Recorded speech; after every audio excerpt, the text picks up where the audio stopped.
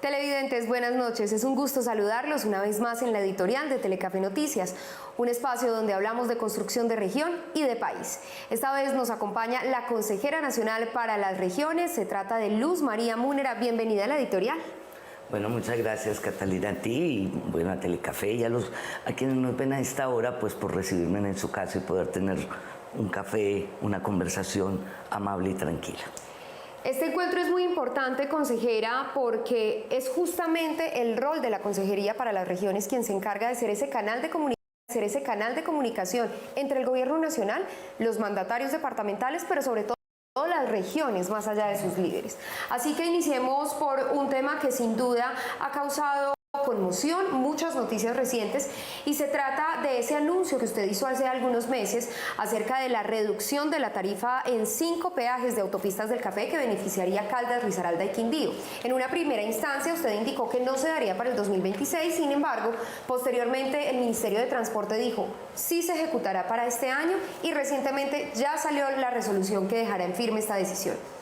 Hablemos de quiénes son los beneficiados, ¿cómo se podrá acceder y desde cuándo? Si yo paso en este momento con mi vehículo por alguno de los peajes, ¿es posible que ya tenga acceso a la reducción? No, no es posible porque hay un mecanismo, digamos que es lo que más le preocupa a las personas. Estos peajes, los beneficiarios son los habitantes de Manizales, me perdonan que mire mi pastel, no me los sé todos todavía, Chinchiná, Palestina, Santa Rosa de Cabal, Villa María, Finlandia y Salento. Los hombres y mujeres que están por autopistas del café, que transitan naturalmente por ahí, deben inscribirse en sus municipios. Deben ir a inscribir la placa de su carro, el modelo de su carro, su nombre, para que este vehículo pueda transitar por allí sin ningún problema por cualquiera de los 5 peajes, que ya lo decíamos también, que son Pavas y San Bernardo, Tarapacá 1 y 2 y Circasia. Entonces, para poder transitar por ahí, en cualquiera de esos 7 municipios deben inscribir su carro. En la medida en que esto vaya caminando, hay que poner todos los asuntos tecnológicos que nos ayuden a que esto no se nos convierta en un taco. Pero además estos vehículos de categorías normales, los automóviles, van a pagar solamente 700 pesos y de ahí para abajo hay unas tarifas. Consejera, ¿cómo evitar que haya un vacío o un espacio incluso para la corrupción en este aspecto? Y voy a ser muy exacta. Si yo no vivo en ninguno de estos municipios, ¿me puedo acercar fácilmente a la alcaldía de alguno de estos 5 municipios e inscribir mi vehículo para acceder al beneficio? Pues ojo, los alcaldes son responsables de ello. Recordemos que en las alcaldías, en los municipios, en los entes territoriales municipales, el responsable de tránsito es el alcalde y debe ayudarnos en esto. O sea, si no hay una ayuda, una colaboración armónica con esto, se puede dar lo que tú dices. Y en eso pues le pedimos a la ciudadanía que cuidemos la plática del Estado que finalmente se ve reflejada allí, y cómo la cuidamos, pues no permitiendo que este tipo de cosas se den. Confiamos mucho en que los alcaldes van a estar, y las alcaldesas, si las hay, en esos 7 municipios, van a estar felices con lo que esto que les deja el gobierno del presidente Gustavo Petro, y que nos van a ayudar a que el proceso sea muy, muy transparente. Tenemos que esperar también a que ellos nos digan cómo va a ser el procedimiento de inscripción, eso habrá que conversarlo con ellos. Pero estamos en manos de que los alcaldes nos pongan, digamos, las condiciones suficientes que nos permitan que la plática no se pierda. Consejera, es momento de hablar de otro proyecto que también ha sido anunciado, pero hay que hacer algunas claridades sobre las fases también de los proyectos, porque a partir de un anuncio, ya sea de carácter nacional o regional, pues empiezan a crear unas expectativas, y esto no es de señalar, por supuesto, no se puede juzgar a la ciudadanía por llenarse de expectativas con los proyectos que van a beneficiar a sus regiones. Hablemos de ese tren de las regiones, que ha sido un anuncio importante porque beneficiaría a la región Caldas, Quindío y Risaralda, sobre todo Risaralda y Caldas, que estaría allí inmersos. ¿En qué parte del proyecto van? ¿Cómo ha sido la iniciativa además? Porque hay que entender que, por ejemplo, en este caso exacto, Tren de las Regiones, iniciativa de la RAP Eje Cafetero. ¿Cómo va el asunto? A ver, lo primero es que la postura del presidente Gustavo Petro fue cómo activamos, qué hacemos para activar los ferrocarriles nacionales. Nosotros somos de los pocos países del mundo que en algún momento histórico bastante equivocado acabamos con las líneas férreas. De recuperar esas líneas férreas tiene que tener una visión nacional, no solamente local. Ahí hay ya hoy un COMPEX por 60 billones de pesos para todo lo que tiene que ver con el trazado, los estudios, etc. Vamos a dejar listo el proyecto. Vamos a dejar plata asignada, vamos a dejar la posibilidad de que esto empiece a trabajar. Pero ojo, esa parte técnica para el eje cafetero, que es para el corredor Dorada al Chiriguaná, ahí hay 3 billones de pesos ya hoy disponibles y que están caminando con todo lo que tiene que ver con esto.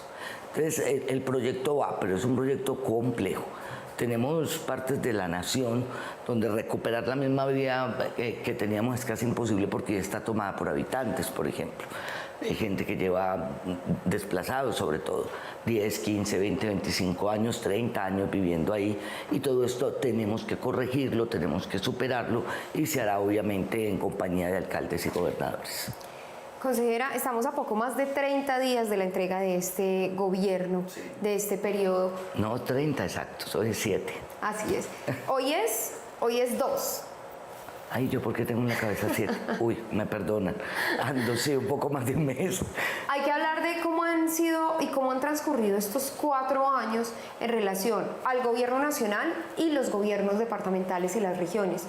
¿Se ha trabajado mancomunadamente? ¿Cómo ha sido esa comunicación y qué saldo o qué balance dejaría en perspectiva del gobierno ese trabajo que se ha venido realizando no solo a través de su cartera, sino en términos generales para las regiones? A ver, en términos generales, el presidente Gustavo Petro siempre fue muy claro en algo. Yo soy el presidente de 50 millones de colombianos, no de quienes votaron por él, no de las regiones que lo quieren, no, del país. Y ese fue el principio con el que se empezó el trabajo, tanto desde regiones como con los ministerios se ha trabajado mancomunadamente con alcaldes y gobernadores. Algunos con una mayor apertura, algunos con una mayor, digamos, disponibilidad y disposición para el trabajo, otros un poco más reticentes, pero a todos les ha llegado. Es decir, equipos básicos de salud están hoy en todos los departamentos, los que han sido amigos del gobierno y los que no, por ejemplo, para poner el ejemplo, las universidades, la plata de la universidad pública se ha puesto en todos los departamentos donde se ha necesitado. Es decir, el gobierno ha llegado más tranquilamente a unos que a otros. No vamos a tapar el sol con un dedo. Con algunos gobernantes ha habido alguna dificultad, pero en general a todos les ha llegado. La relación no ha sido igual con todos, pero se ha trabajado. Sin duda, en este tipo de conversaciones, consejera, se debe hablar desde la perspectiva. Sí. No tenemos el mismo ángulo, usted desde su función pública, yo como ciudadana o persona natural, o yo como periodista. Hablemos de cuál es ese proyecto más grande o más importante, de mayor impacto, que se le generó durante este periodo gubernamental al eje cafetero. Yo creo que hay muchos. El fenómeno Caldas como Manizales como una ciudad universitaria y la plata que allí se invirtió para educación superior es muy importante. El hecho de que el eje cafetero hoy tenga, por ejemplo, una facultad para todo lo que tiene que ver con inteligencia artificial es bien importante. Lo de los peajes, o sea, yo soy antioqueña y cuando he querido trasladarme por toda esta vía, pues el costo de los peajes para ir, digamos, de Medellín a Cali, que pasa por todo el eje cafetero, es muy, muy costoso. Pero si para uno que lo hace de vez en cuando es costoso, pues uno no quiere imaginarse lo que significa para estos 7 municipios. El tema de peajes es bien importante también. La salud. Seguimos teniendo enormes problemas, no salió adelante la reforma, las EPS siguen teniendo las intervenidas y las que no, porque no podemos decir que es que hay problemas solo con las intervenidas, no, todas. Pero los equipos básicos de salud nos ayudaron a suavizar en los sectores más populares, tanto urbanos como rurales, esa falta de atención de parte del sistema de salud, a pesar de que la reforma pues no alcanzó a entrar. Son muchos los datos, muchos. Autopistas del café, por ejemplo, para este sector del país, 2 billones de pesos, pues no son despreciables. Esto para el proyecto de Pacífico 3. Sí, claro. El tema de tierras es fundamental en todo el país. O sea, yo me recorro el territorio y no me quedo en las capitales, voy a territorio realmente. La alegría de campesinos y campesinas que hacía años no tenían un pedacito de tierra para sembrar es un legado bien, bien importante. Finalmente, consejera, entramos en un grado y en un curso de transición y de empalme, un empalme que ya fue anunciado además por parte del gobierno saliente y gobierno entrante.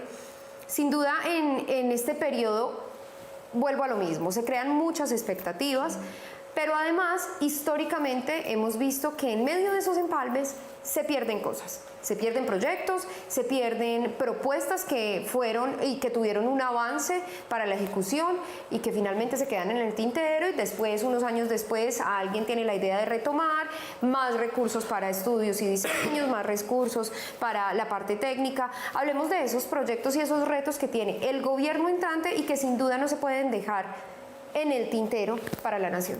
A ver, yo creería que el primero que hay que decirle a este gobierno entrante, con el respeto que se merecen, van a gobernar. Ninguno de nosotros tiene la intención de gobernar después del 7 de agosto, pero sí vamos a gobernar hasta el 7 de agosto.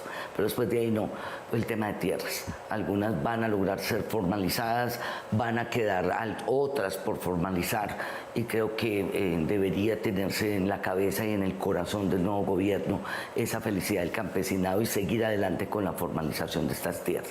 Ese es uno. El tema de los ferrocarriles. Creo que es fundamental, no solamente porque para la economía la comunicación entre puertos se vuelve bien importante, sino que adicionalmente ahí también vamos a poder mover pasajeros y va a ser mucho más barato, mucho más rápido, vamos a volver a tener unas vías férreas. Creo que hay que aprovechar ese COMPEX, esa plata que ya está ahí y tener la inteligencia emocional de decir este país necesita nuevamente el ferrocarril para desarrollarse. Lo tercero, obviamente, la salud. Obviamente, creo que el nuevo gobierno debe volver a discutir la reforma a la salud, llevarla al Congreso de la República, porque lo que sí está claro es que el modelo que tenemos hoy ha sido un fracaso y hay que cambiarlo. Puede que se piense uno distinto al nuestro, pero hay que hacer algo frente a eso y no perder los avances que hemos tenido en educación pública.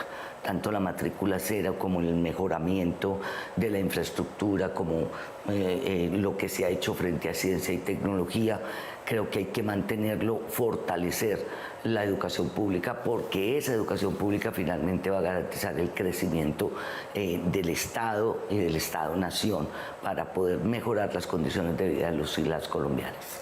Muchas gracias, consejera, por acompañarnos en esta conversación en la editorial de Telecafé Noticias y a ustedes, televidentes, por asistir a esta cita. Por supuesto, nuestro compromiso es mantenerlos informados con lo que ocurrirá hasta el 7 de agosto con este gobierno saliente y, por supuesto, cómo va a abrir el próximo periodo presidencial.